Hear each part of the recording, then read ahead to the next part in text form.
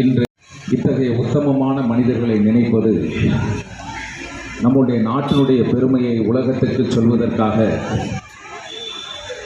அமெரிக்காவுடைய சர்வசமய மாநாட்டிற்கு சென்று சர்வசமய மாநாட்டில் இந்தியாவினுடைய பெருமையை எடுத்துச் சொல்லி உலக நாடுகளே இந்தியாவை திரும்பி பார்க்க வைத்தது.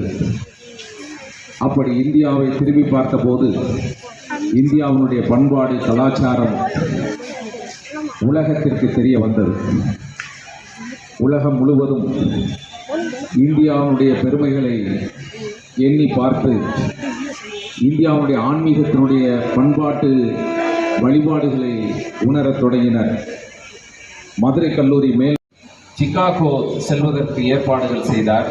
தமிழகத்தோடு இணைந்திருக்கும் விவேகானந்தரை தமிழக மக்கள் போற்றுவது தமிழகத்தில் போற்று